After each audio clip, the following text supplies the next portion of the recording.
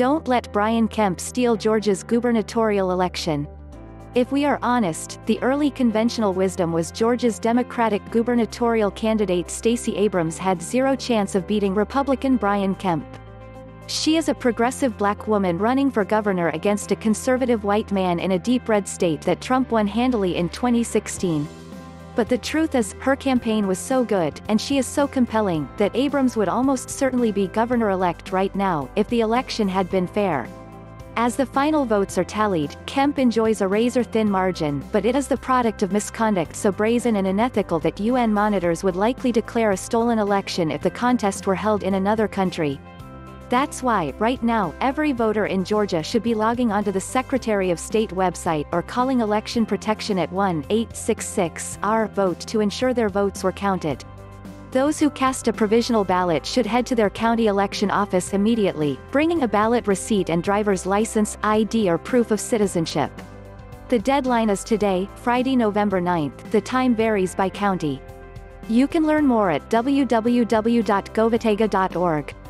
If this assessment sounds extreme, take a look at the top 8 things Kemp did to steal the election. Overseeing the election he ran in, Kemp supervised and monitored his own gubernatorial election as Georgia's Secretary of State and refused to step down until 2 days after the polls closed. He ignored former U.S. President and Georgia native Jimmy Carter, who urged Kemp to foster voter confidence and avoid any risk of bias by resigning. Purging voters from the rolls, under Kemp, Georgia eliminated 1.5 million people from voter rolls between 2012 to 2016, nearly 10.6% of the total, in part through an exact match standard that deleted people if so much as a comma was out of place. Closing polling places, Georgia shut down 214 polling places across the state, mainly in areas with higher poverty rates and significant populations of people of color.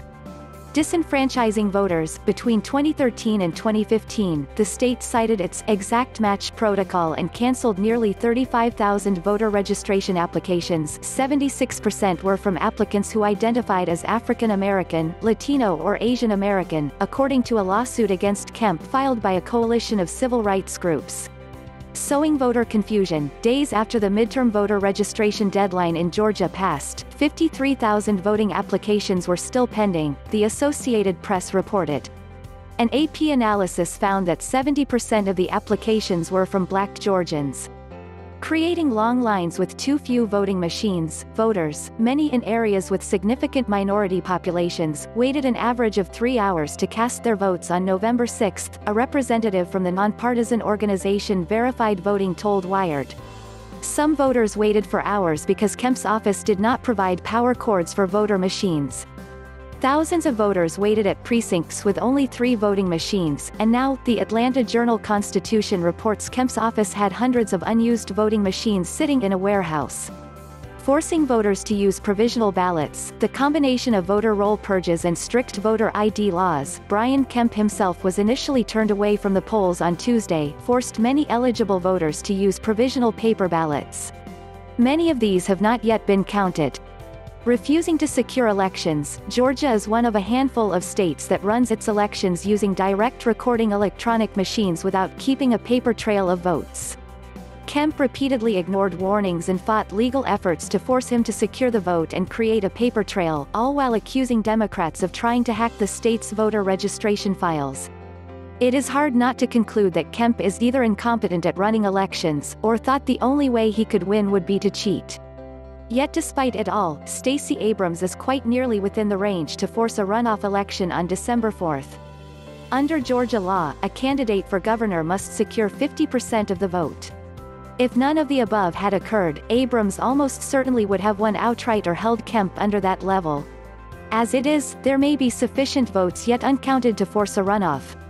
Voters in Georgia deserve for there to be a runoff so they know their next governor was fairly and legitimately elected. Kemp has tried to distract us by stepping down as Secretary of State immediately after the damage was done. He has even declared victory, even though there remain uncounted votes. Worse, the Secretary of State's office is not cooperating with the Abrams campaign to determine how many,